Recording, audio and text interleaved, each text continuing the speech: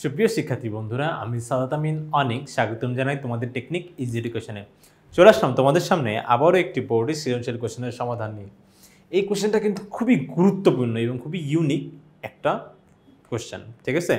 এটা আমরা সমাধান করব একটু বেসিক থেকে, একদম বেসিক থেকে আস্তে আস্তে ধীরে ধীরে ধীরে করে আমরা প্রত্যেকটা বিষয় খুব সুন্দরভাবে স্পষ্টভাবে আলোচনা করব, আর তোমরাও চেষ্টা করবে খুব মনোযোগ সহকারে জিনিসগুলো একটু বোঝা, ঠিক আছে? তাহলে সেই ক্ষেত্রে দেখো, প্রথমে আমাদের উদ্দীপকে যেটা বলছে যে ABCD চারটা বিন্দু, এটা হচ্ছে কি চতুর্ভুজের চারটা শীর্ষবিন্দু, চতুর্ভুজের চারটা শীর্ষবিন্দু। আচ্ছা, ঠিক আছে, উদ্দীপকটা আমরা হচ্ছে সৌজন্য সাপেক্ষ পড়ে ফেললাম। এখন সরাসরি চলে যাব আমরা ক নাম্বার কোশ্চেনে। বলছে দেখাও যে এই বিন্দু, দুইটা বিন্দু দিয়ে যায়, মানে বিন্দুগামী মানে কি, ওই বিন্দু দিয়ে যায় কোনো একটা বাস ঢাকাগামী, মানে হচ্ছে কি অবশ্যই বাসটা ঢাকা দিয়ে যাবে। ঠিক একই রকম একটা সরলরেখা অবশ্যই দুইটা বিন্দু দিয়ে যাবে, বিন্দুগামী। সরলরেখাটা এক্স অক্ষের ধনাত্মক দিকের সাথে সূক্ষ্ম কোণ উৎপন্ন করে, এটা তোমাকে দেখাইতে বলছে। আচ্ছা, তো চারটা ওয়ার্ড আমরা সবসময় মনে রাখবো আমাদের জীবনে, চারটা ওয়ার্ড এই অধ্যায় করতে গেলে চারটা ওয়ার্ড সবসময় মনে রাখবো। ওকে, একটা হচ্ছে তোমার যে কোণ, তারপরে সমান্তরাল, হ্যাঁ সমান্তরাল, লম্ব, আর হচ্ছে সমরেখ। সমরেখ, এই চারটা ওয়ার্ড যখনই আমাদের চোখের সামনে পড়বে না এই অধ্যায় সলভ করতে গেলে, যখনই আমরা এই চারটা ওয়ার্ডের সম্মুখীন হব, ভাববো এদের উত্তর অবশ্যই কোথায় আছে বলো তো? ঢালে। অবশ্যই সরলরেখার ঢালে আছে, ঢাল, এই যে ঢাল, ঠিক আছে, ঢালে আছে। তো আমরা কিন্তু ঢাল নির্ণয়ের সূত্র জানি, যে ঢাল নির্ণয়ের সূত্র আমরা জানি। দেখো, তোমার এই দুইটা বিন্দু জানা থাকলে আমরা কিন্তু ঢাল বের করতে পারি খুব সহজেই। ঢাল বের করার সূত্রটা হচ্ছে কি? আচ্ছা, এটা তো মনে রাখবে আশা করি। ওকে, চারটা কিন্তু সবসময় মনে রাখবে। তাহলে যেহেতু কোণের কথা বলছে, তার মানে অবশ্যই তোমার ঢাল দিয়ে কিছু একটা করা লাগবে। তাহলে সেক্ষেত্রে বিন্দু হচ্ছে কি কি 3,-5, 3,-5, তারপরে হচ্ছে তোমার এখানে 6,4, 6,4। তাহলে সেক্ষেত্রে এটা আমি ধরে নিলাম আমার x1, এটা হচ্ছে y1, এটা x2, এটা y2। তাহলে সেক্ষেত্রে আমার ঢাল নির্ণয়ের সূত্র, ঢাল m ইকুয়ালস টু কি বলতো? y2 minus y1, y2 minus y1 divided by x2 minus x1, এটা আমরা জানি। তাহলে সেক্ষেত্রে y2 মাইনাস y1 কি হবে? 4 মাইনাস মাইনাস 5। দেখতে পাচ্ছ? এই যে দেখো, অবশ্যই কিন্তু দেখো, এই যে তোমার এটা হচ্ছে তোমার চিহ্ন, মানে সূত্রের জন্য মাইনাস, আর এটা স্থানাঙ্কের মাইনাস। তো সূত্রের মাইনাস আলাদা, স্থানাঙ্কের মাইনাস কিন্তু এভাবে আলাদাভাবে লিখতে হবে। তাহলে সেক্ষেত্রে এর পরবর্তীতে কি আসবে বলো তো? y2 মাইনাস y1 শেষ, এরপরে x2 মাইনাস x1, তাহলে কি 6 মাইনাস 3। তাহলে সেই ক্ষেত্রে আমরা দেখতে পেলাম মাইনাসে মাইনাসে প্লাস, তাহলে এটা 4, 5, 9 হবে। আর এখান থেকে 6 থেকে 3 গেলে 3, তাহলে কাটাকাটি করে থাকবে কত বলো তো? 3। আমি এখানে দেখতে পাচ্ছি যে আমার ঢালটা ধনাত্মক আসছে, ঢালে যে মানটা আসছে সেটা ধনাত্মক মান আসছে একটা।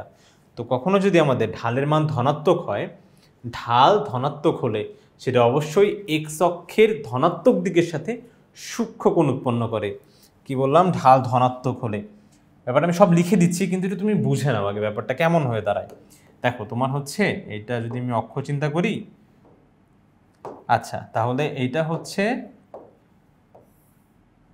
এটা আমি ধরে নিচ্ছি এটা হলো তোমার ওয়াই অক্ষ, ওকে হ্যাঁ, আর এটা হচ্ছে তোমার এক্স অক্ষ। একটু বাঁকা হলো, বুঝে নিও। এই যে ধরো এক্স অক্ষ আর ওয়াই অক্ষ, এক্স অক্ষ আর এটা হচ্ছে ওয়াই অক্ষ, ঠিক আছে? আর অপর একটা সরলরেখা ধরো তোমার এইভাবে গেছে। তাহলে আগে বুঝতে হবে যে এক্স অক্ষের ধনাত্মক দিক কোনটা। এক্স অক্ষের ধনাত্মক দিক হচ্ছে ঘড়ির কাঁটার বিপরীত দিক। এটা যদি আমাদের ঘড়ি হয়, তাহলে এটা হচ্ছে ঘড়ির কাঁটার দিকে ঘোরা বোঝালো, আর এটা হচ্ছে কি ঘড়ির কাঁটার বিপরীত দিকে। তো ঘড়ির কাঁটার বিপরীত দিক মানে বাম দিকে ঘুরে দেখো আমি এই কোণটা পাই। তাহলে এক্স অক্ষের ধনাত্মক দিকের সাথে কোনো সরলরেখা যে কোণ উৎপন্ন করে তার ট্যানজেন্টই কিন্তু ঢাল। ওকে, ঢালের সংজ্ঞাটা আমরা হচ্ছে এখান থেকে একটু শিখে নিব, যে এটা কিন্তু জাস্ট তোমাদের বোঝানোর জন্য, এটা কিন্তু অঙ্কে পার্ট না যে তোমার হচ্ছে একদম মানে এটা লিখে আসতে হবে বা ঘড়ি আঁকায় দিয়ে আসতে হবে, ব্যাপারটা মোটেও এমন না। আমাদের কিন্তু জাস্ট আমরা বোঝার চেষ্টা করতেছি যে ধনাত্মক ব্যাপারটা কি।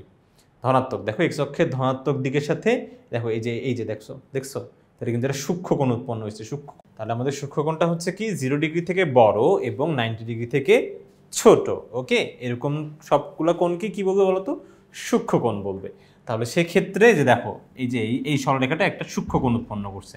এখন কি স্থূলকোণ উৎপন্ন করতে পারে না? কোশ্চেনটা কিভাবে আসতে পারে না যে স্থূলকোণ? তাহলে স্থূলকোণ উৎপন্ন করলে কি করবে বলো তো?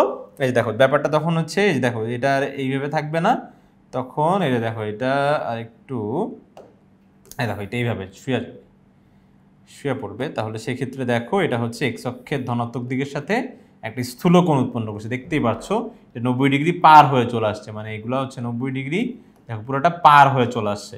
তাহলে সেক্ষেত্রে এটা হবে কি স্থূলকোণ। এখন স্থূলকোণের জন্য আবার কি হয়, তখন এই ঢালটা আবার ঋণাত্মক আসবে।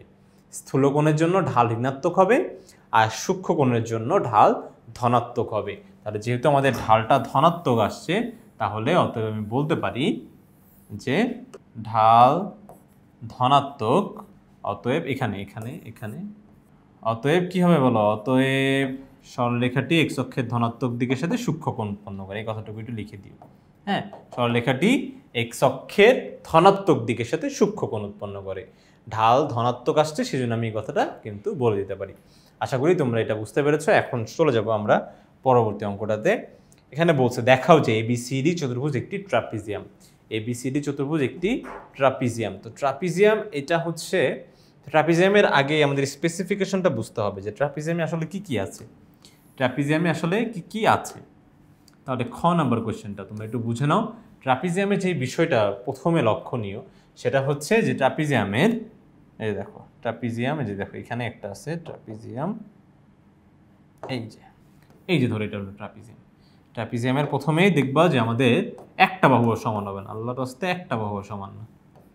দেখছো একটা বাহু সমান না, এটা একরকম, এটা আরেক রকম, এটা আবার আরেক রকম, এটা হচ্ছে আবার আরেক রকম। তাহলে সেই ক্ষেত্রে ট্রাপিজিয়ামের একটা বাহু কিন্তু সমান হয় না। কিন্তু কিন্তু একটা বিষয় আছে ভাই, একটা বিষয়, সেই বিষয়টা হচ্ছে কি যে ট্রাপিজিয়ামের যে কোনো দুইটা বাহু আছে, যে দেখো এই বাহুটা আর এই বাহুটা এখানে, এরা না একে অপরের সমান্তরাল। যে কোনো এরকম দুইটা বাহু থাকবে যারা একে অপরের কি হবে বলতো, সমান্তরাল হবে। ঠিক আছে, এক জোড়া, দুইটা তো, তাহলে এক জোড়া বলতে পারো। তাহলে তোমার হচ্ছে ট্রাপিজিয়ামের কি হয় বলতো, একটা বাহুও সমান হয় না। ট্রাপিজিয়ামের সবগুলো বাহু অসমান। হ্যাঁ, সবগুলো তোমার বাহু কি বলতো, অসমান। অসমান, একটাও সমান না। ওকে, অসমান, একটাও সমান না, সবগুলো বাহু অসমান হবে। কিন্তু এক জোড়া বাহু, ওকে, এক জোড়া বাহু কি আবার সমান তো না, কিন্তু সমান্তরাল।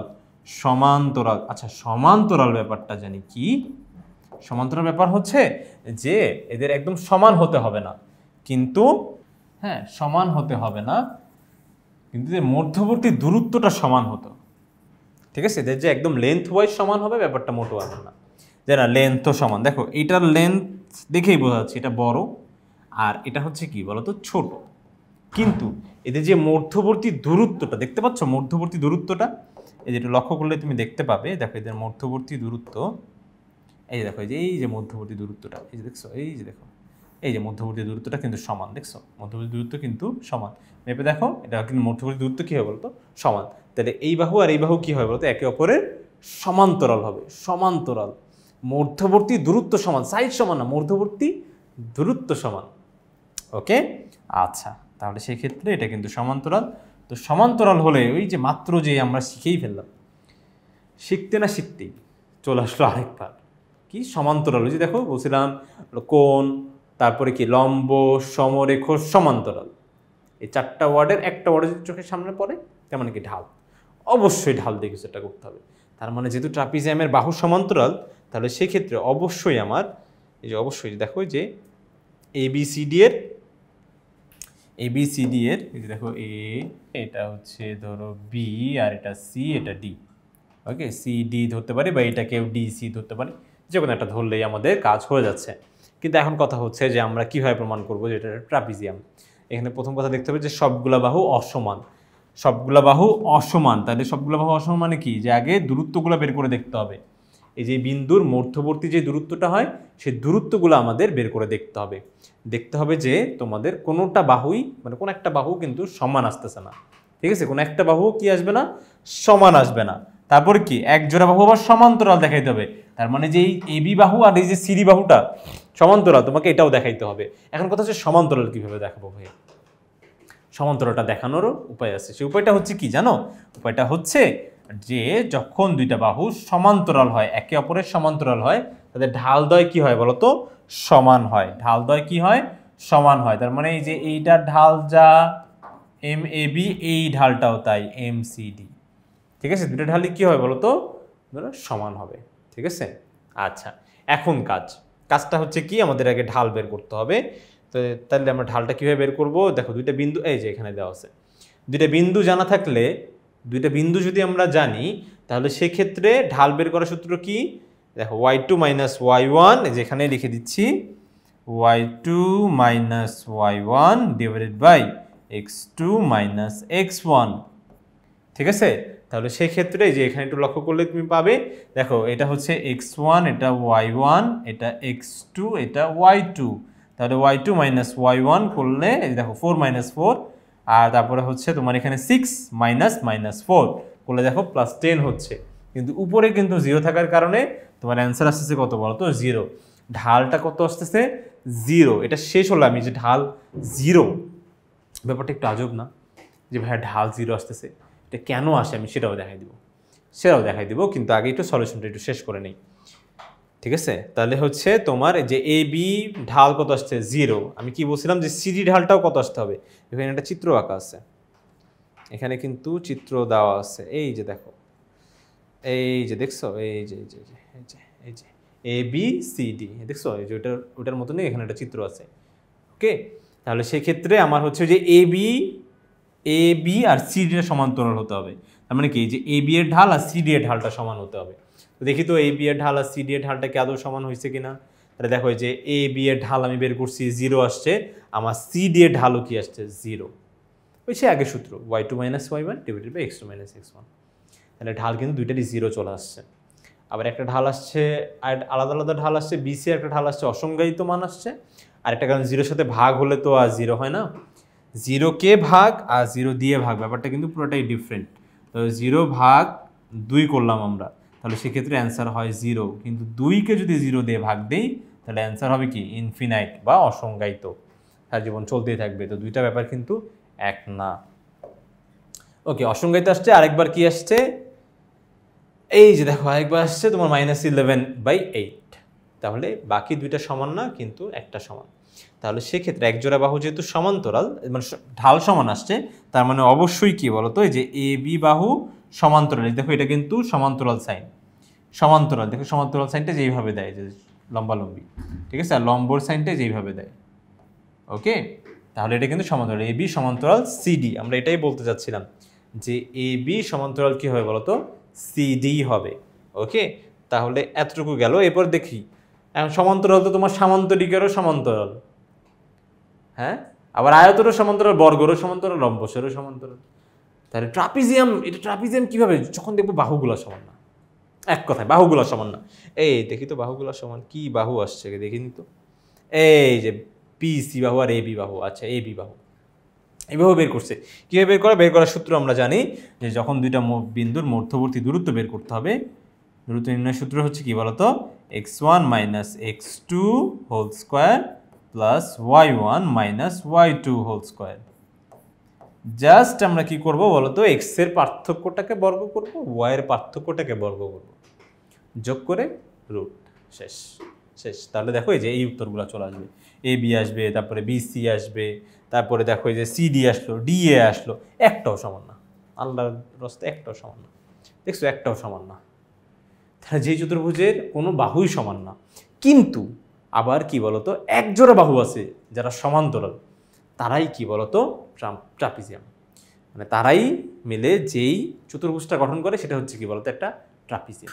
ওকে, আচ্ছা, তাহলে আশা করি তোমরা ক্লিয়ার। কখনো যদি এরকম বলে তাহলে অবশ্যই কিন্তু ঢালটা বের করবে।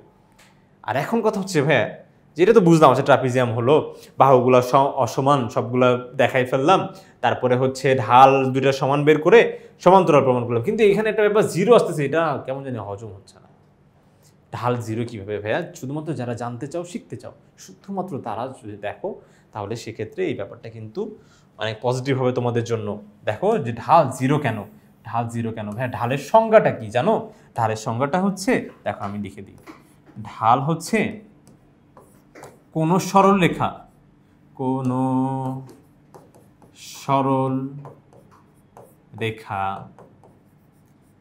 এক্স অক্ষের ধনাত্মক দিকের সাথে, ধনাত্মক দিকের সাথে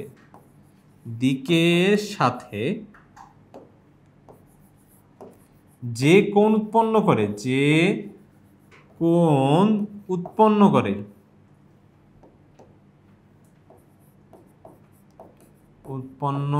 করে তার কি, তার ট্যানজেন্ট হচ্ছে ঢাল, তার ট্যানজেন্ট ই ঢাল। ব্যাপারটা ক্লিয়ার? যে কোন সরলরেখা এক্স অক্ষের ধনাত্মক দিক, আচ্ছা এক্স অক্ষের ধনাত্মক দিক তো মাত্রই দেখলাম, এক্স অক্ষের ধনাত্মক দিক আবার কোনটা? এই যে মাত্র দেখলাম ঘড়ির কাঁটার বিপরীত। দেখো ঘড়ির কাঁটার বিপরীত, এই দেখো ঘড়ির কাঁটার বিপরীত দিকে ঘুরে, এটা হচ্ছে কি এক্স অক্ষের ধনাত্মক দিক না? তো ঘড়ির কাঁটার বিপরীত দিকে যদি আমি ঘুরে একটা থিটা কোণ পাই, তাহলে সেক্ষেত্রে ঢাল হবে কি বলতো? তার ট্যানজেন্ট। ট্যানজেন্ট আবার কি জিনিস? ওই যে ভাই আমার ত্রিকোণমিতিতে সাইন কস ট্যান পড়ছি না, ওই যে ওই ট্যানটা, ট্যানজেন্ট হচ্ছে ওর পুরা নাম, ভালো নাম। যে ভালো নাম ডাকনাম থাকে না, তো ডাকনাম ভালোবেসে আমরা ট্যান ডাকি, কিন্তু ওর পুরা নাম হচ্ছে কি ট্যানজেন্ট। তাহলে তার ট্যানজেন্ট মানে কি? এই যে দেখো ওই কোণটা যদি থিটা হয়, তাহলে ট্যান থিটাই হবে কি বলতো? ঢাল। ট্যান থিটা ইকুয়ালস টু কি বলতো? ঢাল। আমি বলছি ভাই এটার মানে, তাহলে কারণটা কি? আপনি হচ্ছে বোঝাচ্ছিলেন যে ঢাল জিরো হয়। এখন ভাই ঢাল জিরো মানে কি? তোমার ট্যানের মান কি জিরো আসে না? ট্যানের কত ডিগ্রি মান জিরো জানো? 0 ডিগ্রির মান। ট্যান 0 ডিগ্রির মান কিন্তু জিরো, ট্যান 0 ডিগ্রির মান জিরো হয়। তাহলে আপনি তো বললেন যে এক্স অক্ষের ধনাত্মক দিকের সাথে যে কোণ উৎপন্ন করে আর ট্যানজেন্টটি ঢাল। যদি জিরো কোণ উৎপন্ন করে, তাহলে তো ঢাল জিরোই হয় ভাইয়া। এখন বলছে ভাইয়া জিরো কোণ আবার উৎপন্ন করে কিভাবে? 0 ডিগ্রি আবার কোণ হলো?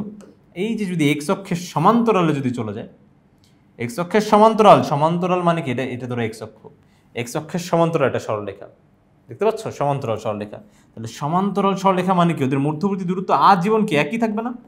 তা দূরত্ব যদি একই থাকে তাহলে কখনো মিলবে? এই সরলরেখাটা কখনো কি এক্স অক্ষকে ছেদ করবে বলো? ছেদ করবে না। তাহলে যদি ছেদই না করে, তাহলে সেক্ষেত্রে কোণ উৎপন্ন হবে কত? অবশ্যই জিরো। ছেদই করে নাই, সারা জীবন এইভাবে চলে গেছে, দেখছো? এইভাবে চলে গেছে, কখনো ছেদ করে নাই। তাহলে সেক্ষেত্রে এদের মধ্যবর্তী কোণ কত হবে বলতো? 0 ডিগ্রি। তাহলে কখনো যদি কোনো সরলরেখা এক্স অক্ষের সাথে সমান্তরাল হয়, তাহলে তার ঢাল কত হবে? 0। আরেকটা আসলে অসংজ্ঞায়িত। এখন অসংজ্ঞায়িত আবার কখন হয়? যখন ওয়াই অক্ষের সাথে আবার সমান্তরাল হয়। এই দেখো ওয়াই অক্ষের সাথে সমান্তরাল, কোনো একটা সরলরেখা যদি আবার ওয়াই অক্ষের সাথে সমান্তরাল হয়ে যায়, তাহলে সেটা হয়ে যাবে কি? অসংজ্ঞায়িত। কেন অসংজ্ঞায়িত? কারণ সেটা অবশ্যই এক্স অক্ষের সাথে, দেখো এক্স অক্ষের সাথে যে কোণটা উৎপন্ন করবে না, সেটা 90 ডিগ্রি হবে। অবশ্যই এক্স অক্ষের সাথে 90 ডিগ্রি, কারণ ওয়াই অক্ষ নিজেই তো তোমার হচ্ছে এক্স অক্ষের সাথে 90 ডিগ্রি কোণ করে আছে। তাহলে সেক্ষেত্রে ওর সমান্তরাল হতে হলে এটাও হবে কি? 90 ডিগ্রি। তাহলে সেক্ষেত্রে এটা কত হচ্ছে বলতো? Tan 90 degree. আর আমরা জানি ট্যান 90 ডিগ্রি মান কত বলতো? অসংজ্ঞায়িত। এত অসংজ্ঞায়িত লেখার সময় নেই, ইনফিনাইট মানে অসংজ্ঞায়িত, ঠিক আছে? এই মানটা বের করা যাবে না।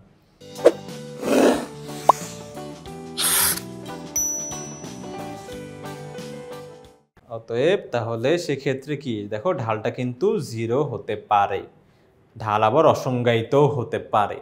তো এই ব্যাপারটা কিন্তু মাথায় রেখো, ভাইবো না যে আল্লাহ ভুল হয়ে গেছে মনে হয়। হ্যাঁ, হতেই পারে, আসতেই পারে, ঠিক আছে? তা আশা করি ব্যাপারটা ক্লিয়ার। এটা কিন্তু সমাধানের পার্ট ছিল না, সমাধানের পার্টটুকু আমরা করে ফেলছি। এখন আমরা সরাসরি চলে যাব আমাদের গ নাম্বার কোশ্চেনটাতে। গ নাম্বার কোশ্চেনে এটা কিন্তু অনেক ইম্পর্টেন্ট ছিল। ট্রাপিজিয়াম কিন্তু সচরাচর আসে না, ঠিক আছে? সচরাচর ট্রাপিজিয়ামটা কিন্তু দেয় না। এতটুকু বোঝা অনেক বেশি গুরুত্বপূর্ণ ছিল যে এদের ঢালদ্বয় সমান, এটা হচ্ছে তোমার প্রুফ করতে হইতো বা দেখাইতে হইতো যে না, যে দুইটা ঢাল সমান। ওই ঢাল সমান হলেই ট্রাপিজিয়াম বা সমান্তরাল হইতো দুইটা বাহু। আচ্ছা, ঠিক আছে। তাহলে এখন আমরা সরাসরি চলে আসবো আমাদের গ নাম্বার কোশ্চেনটাতে। গ নাম্বার কোশ্চেনে বলছে ABCD চতুর্ভুজের যে অংশ চতুর্থ চতুর্ভাগে অবস্থান করে তার ক্ষেত্রফল নির্ণয় করো। তার ক্ষেত্রফলটা বের করতে হবে। ঠিক আছে, তাহলে চতুর্থ চতুর্ভাগে কোন পোর্শনটুকু অবস্থান করে সেটাও তো একটা দেখার বিষয়। এই দেখো চিত্রটা কিন্তু আঁকাই ছিল, তাহলে আমি আর কষ্ট করে আঁকবো না। এখানে যেহেতু আঁকাই আছে কষ্ট করে আর আঁকবো না। এখন যে ব্যাপারটা লক্ষণীয় সেটা হচ্ছে এখানে দেখো বিন্দুগুলো বের করে দিছে, কিন্তু বিন্দুগুলো আমাকে একটু বের করে তোমাদের দেখাইতে হবে। দেখো এটা হলো প্রথম চতুর্ভাগ, এটা হচ্ছে দ্বিতীয় চতুর্ভাগ, এটা হচ্ছে আমার তৃতীয় চতুর্ভাগ, আর এটা হচ্ছে চতুর্থ চতুর্ভাগ। দেখো যে ঘড়ির কাঁটা বিপরীত দিকে ঘুরে যেটা পাওয়া যায়, দেখো আমার হাতে বাম পাশে, দেখছো বাম পাশে ঘড়ির কাঁটা বিপরীত দিকে, তাহলে বাম পাশে ঘুরে দেখো প্রথম, দ্বিতীয়, তৃতীয়, চতুর্থ। তাহলে চতুর্থ চতুর্ভাগে কোন অংশটুকু পড়ছে? অবশ্যই এই অংশটুকু। দেখো লক্ষ্য করতে পারছো কিনা, এই অংশটুকু অবস্থান করে। এখন তোমাকে যেভাবেই হোক এই অংশটুকুর ক্ষেত্রফল বের করতে হবে। তো ক্ষেত্রফল যদি তোমাকে বের করতে হয় তাহলে সেক্ষেত্রে অবশ্যই দেখো এদের শীর্ষ বিন্দুগুলো জানা লাগবে। এখানে কিন্তু একটা না, দুইটা না, তিনটা না, চারটা না, পাঁচটা কিন্তু শীর্ষবিন্দু। এটা কিন্তু একটা পঞ্চভুজ, দেখছো? এই যে দেখো পাঁচটা, কি কিন্তু আবার ভাইব না যে না চারটাই হবে, পাঁচটাও হতে পারে, পাঁচটা কি ছয়টাও হতে পারে। ওকে, ছয়টাও হতে পারে। দেখছো এটা হলো একটা পঞ্চভুজ হয়ে গেল। আর পঞ্চভুজের প্রথম কথা এই বিন্দু তুমি জানো, তারপরে ডি জানো, সি জানো। এখন তোমাকে যেভাবে হোক এফ বিন্দু আর হচ্ছে জি বিন্দু বের করতে হবে। এফ বিন্দু আর জি বিন্দু। এফ বিন্দু জি বিন্দু কীভাবে পাবো? দেখো ভাই, যে বিসি একটা রেখাংশ আমরা জানি। এখন রেখাংশ কি? রেখাংশ মানে কি? সরলরেখার অংশ না? তো একটা সরলরেখার সমীকরণ যা হয় না ভাইয়া, সেই সরলরেখার রেখাংশের সমীকরণও তাই হবে।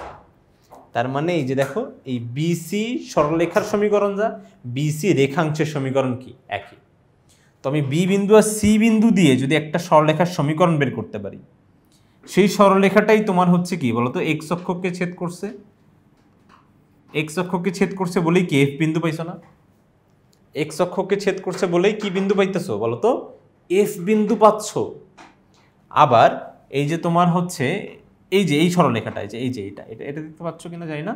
এই দেখো এই সরলরেখাটা, এই যে দেখো এডিটা আবার কি বলতো? ওয়াই অক্ষকে ছেদ করছে বলে, দেখছো ওয়াই অক্ষকে ছেদ করছে। ওয়াই অক্ষকে ছেদ করছে বলে তুমি আবার এই যে এখানকার এই বিন্দুটা পাচ্ছ, যে জি বিন্দুটা। ব্যাপারটা ক্লিয়ার? তাহলে সেক্ষেত্রে তুমি যদি ছেদবিন্দু বের করতে চাও, যে এক্স অক্ষকে এই সরলরেখাটা কোন বিন্দুতে ছেদ করছে, ওয়াই অক্ষকে এই সরলরেখাটা কোন বিন্দুতে ছেদ করছে যদি জানতে চাও, তাহলে তোমাকে আগে অবশ্যই সরলরেখার সমীকরণ জানতে হবে। কারণ সমীকরণেই কি এক্স অক্ষ আর ওয়াই অক্ষের মানটা আছে, তাই তো? ওই যে তোমার চলক আকারে যেটা থাকবে সেটা এক্স মানে এক্স অক্ষ, ওয়াই মানে ওয়াই অক্ষ। ঠিক আছে?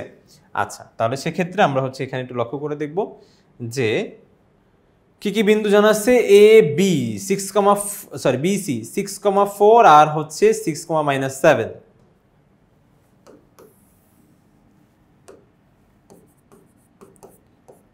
6,4 আর হচ্ছে 6,-7, তাই তো? বিসি 6,-7 এরকম যদি দুইটা বিন্দু দেওয়া থাকে তাহলে সরলরেখার সমীকরণ নির্ণয়ের সূত্র হচ্ছে কি বলতো?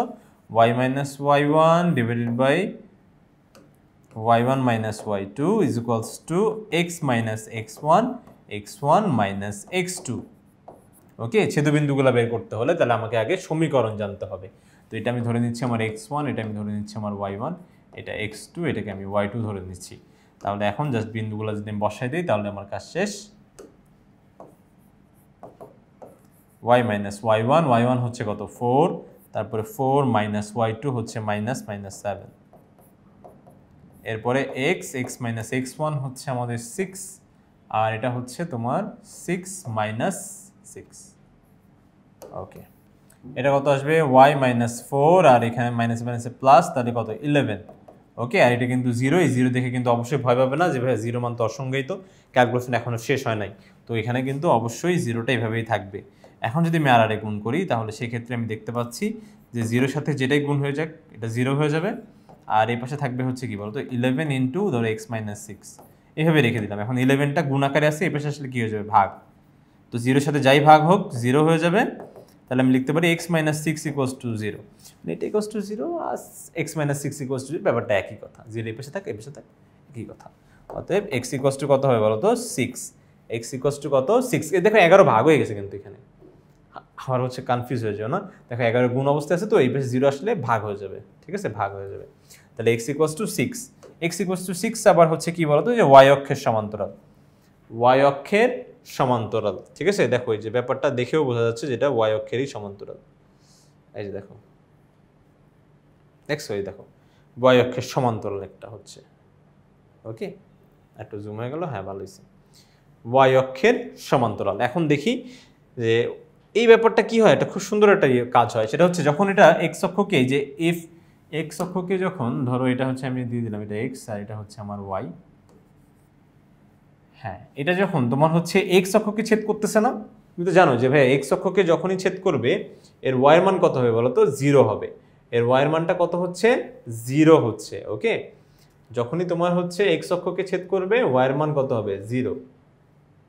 আচ্ছা হ্যাঁ, y এর মান কত হবে, 0, কারণ x অক্ষের উপরে যতক্ষণ পর্যন্ত একটা বিন্দু আছে ততক্ষণ পর্যন্ত ওর y অক্ষের মানটা কত হচ্ছে, 0 হচ্ছে। তাহলে সেই ক্ষেত্রে এই যে দেখো এই ধরনের মানে একটা খুব সুন্দর ব্যাপার হয় যে তোমার আর মান টান বসায় টসায় দেখা লাগবে না, তুমি জাস্ট কি করবো দেখো তো, y equals to 6 x equals to 6 এই ব্যাপারটা কেমন হয় আগে সেটা বুঝে নি, বুঝে নিলে না তাহলে সেক্ষেত্রে তোমার জন্য আর ওই এখন যেটা বলবো ওই কথাটা মাথার উপর দিয়ে যাবে না, আগে একটু বুঝে নাও। হ্যাঁ একটু বুঝে নাও ব্যাপারটা, যে যেমন দেখো এটা যদি এমন হয়, দেখো তো এটা এমন দেখতে হতো x এটা y, ঠিক আছে। দেখো এটা হচ্ছে আমি চাইলে এইভাবে লিখতে পারতাম না যে তোমার x equals to y into 0 plus 6, এভাবে কিন্তু লেখা যায় y ইন্টু 0 প্লাস 6। এখন দেখো তো y এর মান যদি 1 হয় তাহলে x এর মান কত হয় বলো তো, 6। y এর মান 2 হলো x এর মান 6, y এর মান -1 হলো x এর মান 6, -2 হলো কি x এর মান 6। তাহলে সেক্ষেত্রে দেখি তো কেমন লাগে দেখতে, দেখো এটা তো x অক্ষ, এটা হচ্ছে y অক্ষ। এখন আমি সাজাই, দেখো যখন x এর মান 6, x এর মান যখন 6, যে এখানে y এর মান কত বলো তো, 1। x এর মান যখন আবার 6 তখন y এর মান কত, 2, আবার 6 এ -1, আবার কি বলো তো, -2। তাহলে সেই ক্ষেত্রে এই সরলরেখাটা যখন যেভাবে আসবে বিন্দুগুলা, দেখো এটা হচ্ছে এটা y অক্ষের সমান্তরাল হয়ে যাবে, এরকম y অক্ষের সমান্তরাল। তাহলে y অক্ষের সমান্তরাল তো হলোই, আবার খুব ভালো একটা ব্যাপার হলো সেটা হচ্ছে কি বলতো, এই পুরাটাতে দেখতে যদি অতটা ভালো লাগতেছে না, দেখো যে 6 এর জন্য তুমি এরকমই পাবা, যে এরকম একটা সরলরেখা পাবা। ধরো এটা একটা বিন্দু, তারপরে তোমার হচ্ছে এটা 1, এটা আমি ধরলাম -1, এটা হচ্ছে -2, এভাবে। ওকে, এভাবে কিন্তু যাবে। তাহলে সেটা অবশ্যই দেখবো যে আমাদের y অক্ষের সমান্তরাল হচ্ছে, তার মানে x ইকুয়ালস টু সামথিং, সেটা হবে কি বলতো, y অক্ষের সমান্তরাল। আর এইখানে দেখো y এর মানটা চেঞ্জেবল, কিন্তু x এর মান কিন্তু প্রত্যেকটা জায়গায় কত, 6। x এর মান প্রত্যেকটা জায়গায় 6 হয়। তাহলে এখানে যখন এই বিন্দুতে আসবে তখন x এর মান কত হবে, 6, আর y এর মান কত বলো তো, 0। এটা তুমি জানো, বাকিগুলো তুমি y এর মান না জানলেও এখানে তুমি জানো x অক্ষের উপরে জানো y এর মান কত বলো তো, 0। তাহলে সেই ক্ষেত্রে তোমাকে কিন্তু এখানে আর কিচ্ছু করা লাগবে না। আশা করি ব্যাপারটা ক্লিয়ার, এটা কিন্তু এখানে করা লাগবে না। জাস্ট কি করবা বলো তো, x ইকুয়ালস টু 6, সরলরেখাটি y অক্ষকে ছেদ করলে, y অক্ষকে না x অক্ষকে ছেদ করছে, সরলরেখাটি x অক্ষকে ছেদ করলে y এর মান কত হবে বলো তো, 0।